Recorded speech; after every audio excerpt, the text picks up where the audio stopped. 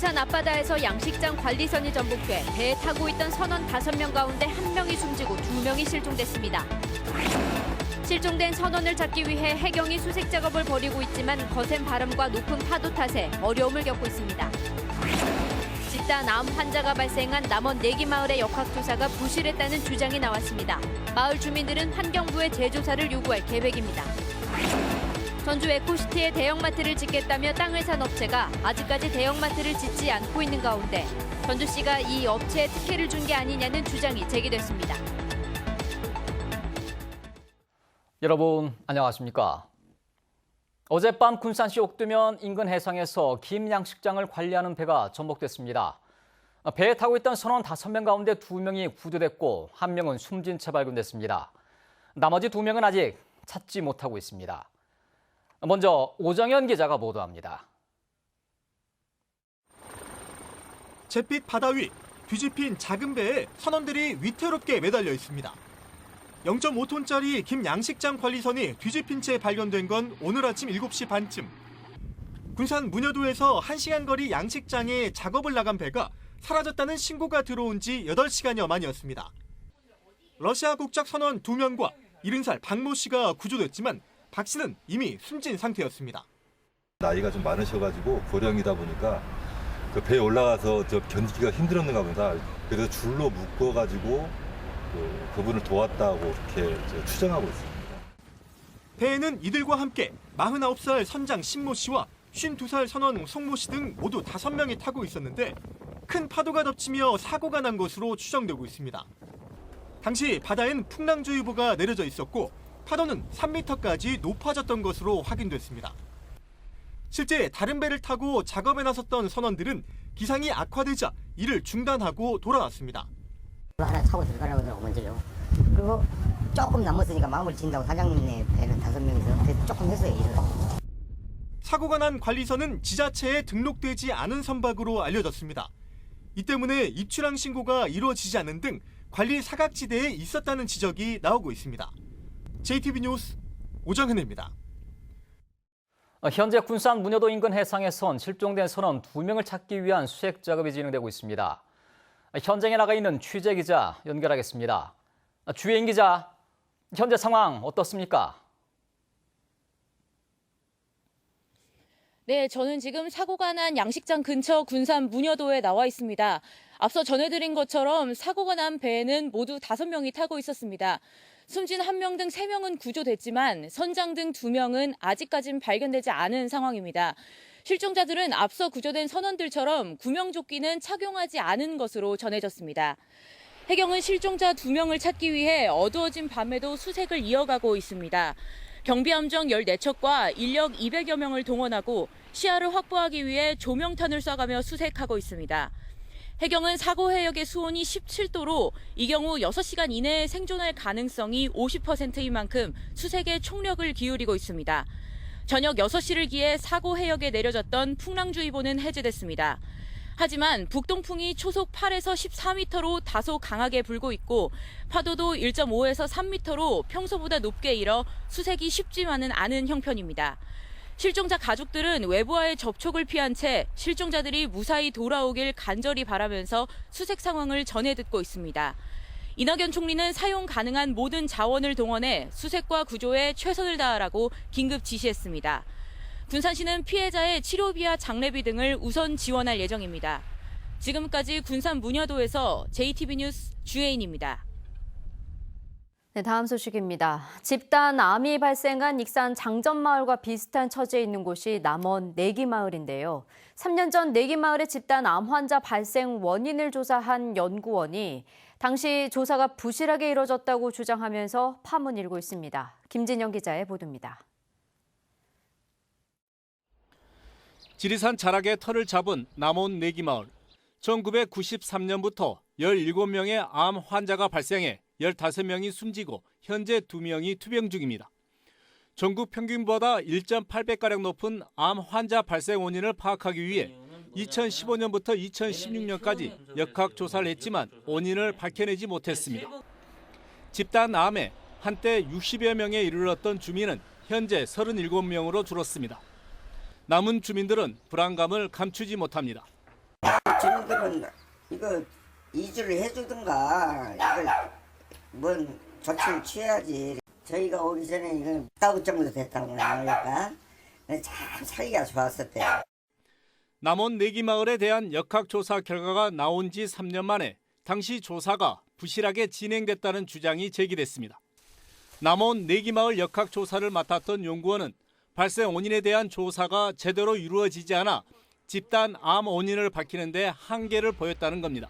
발생원에 대한 조사를 제대로 좀 안 했어요. 아스콘 공장에 대한 조사를 좀 철저하게 했어야 되는데 주로 이제 마을에서만 조사를 진행하다 보니까 3년 전 알맹이 없는 역학조사 결과에 크게 실망했던 내기마을 주민들은 이번에는 제대로 된 역학조사가 필요하다며 환경부의 재조사 요구를 검토하고 있습니다. 시대적인 그런 상황이 바뀌었기 때문에 재조사를 해서 확실히 이것을 문제를 갖다 매듭을 지어야 돼. 끝까지 가야죠. 원래 우리는 끝까지 가려고 했으니까. 부실 역학조사 주장이 제기된 가운데 집단 암 원인을 밝히기 위한 남원 내기마을 주민들의 움직임이 다시 시작되고 있습니다. JTB 뉴스 김진영입니다. 전라북도의 보조금 사업이 총체적으로 부실한 것으로 드러났습니다. 전라북도 의회 강용구 의원은 최근 2년치 보조금 사업을 검토한 결과 상당수 실국들이 사전 심의도 받지 않은 예산을 편성했거나 보조금 사용이 제한된 시상금, 기념품, 인건비 등을 지급했으며 전반적인 심의와 집행, 사후 관리가 모두 부실했다고 밝혔습니다. 강용구 의원은 전라북도가 보조금에 대해 투명하고 철저하게 관리 감독해야 하지만 총체적으로 부실해 전반적인 개선이 요구된다고 지적했습니다.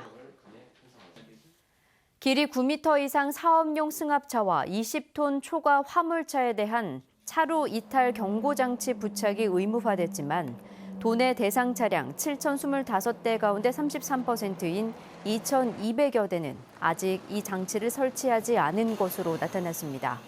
전라북도는 이에 따라 차로 이탈 경고장치 장착 보조금 신청 기간을 올해 말까지 한 달 연장하고 운송사업자들의 신청을 독려하고 있습니다. 차로 이탈 경고장치는 방향 표시 등을 켜지 않고 차선을 벗어날 경우 경고음을 울리는 장치로 의무 설치 대상 차량이 미장착할 경우 최대 150만 원의 과태료가 부과됩니다. 탄소법이 국회 법사위 단계에서 보류된 가운데 또 다른 지역 현안인 공공의료대법이 국회를 통과할 수 있을지 주목됩니다. 국회 보건복지위는 오는 27일 소위원회에서 법안 심사를 앞두고 있지만 의사회 여론이 공공의료대학에 부정적이고 자유한국당도 반대하고 있어 상임위 통과 여부가 불투명합니다.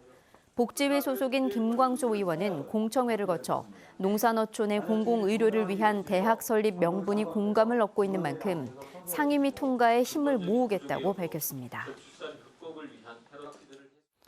신도시인 전주 에코시티에는 대형마트 부지가 있습니다.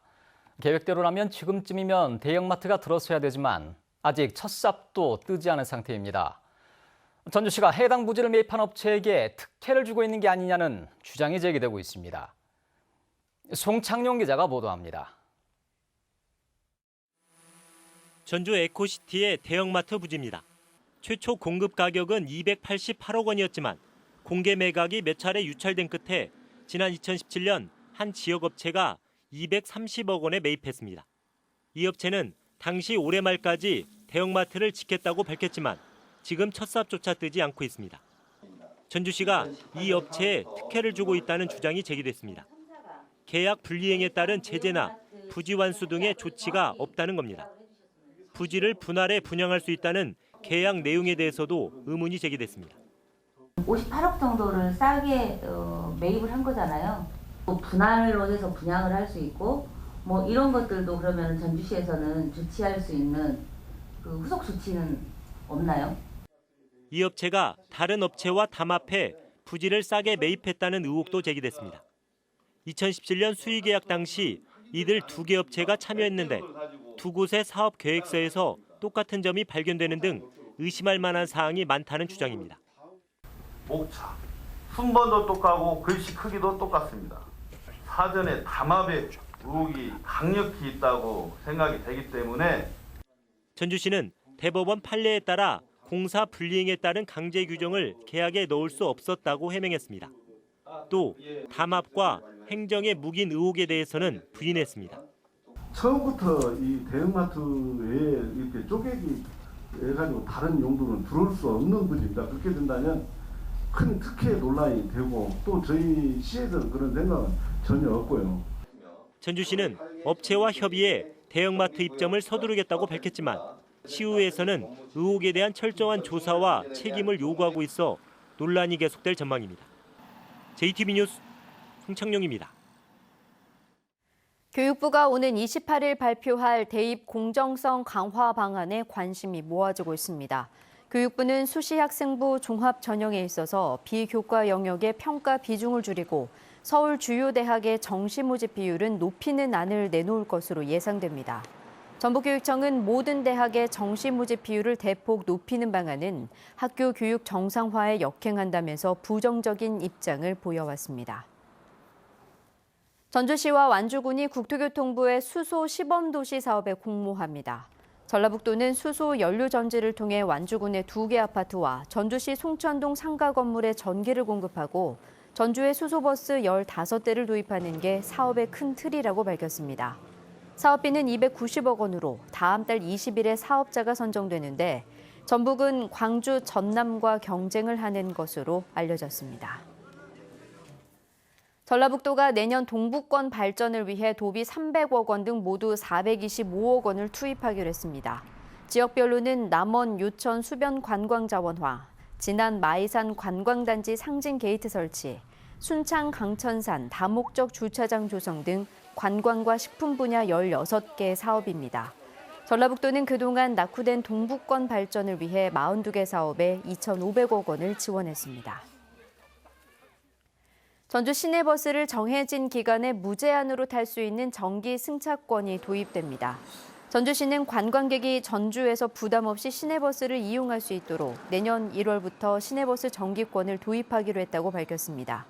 정기권 가격은 1일권이 5천 원, 2일권이 9천 원, 30일권이 5만 원입니다. 전북 혁신도시에 있는 한국국토정보공사가 신입사원 98명을 채용합니다. 원서 접수는 오는 29일부터 다음 달 6일까지 공사 홈페이지에서 할 수 있습니다. 국토정보공사는 이번 신입사원의 26%인 25명을 지역인재로 채용할 계획입니다. 내일 아침까지는 찬바람이 강하게 불면서 춥겠습니다. 전주의 아침 기온은 4도, 익산은 2도에 머물겠고 장수와 임실은 0도가 예상됩니다. 낮부터는 다시 기온이 올라 추위가 누그러지겠습니다. 한낮 기온은 완주 16도, 전주와 익산은 15도, 진안도 13도까지 올라 평년 수준을 회복하겠습니다. 미세먼지 농도는 보통에서 좋은 단계를 유지하겠습니다. 내일 새벽부터 아침 사이 내륙 곳곳에는 짙은 안개가 낄 것으로 예상됩니다.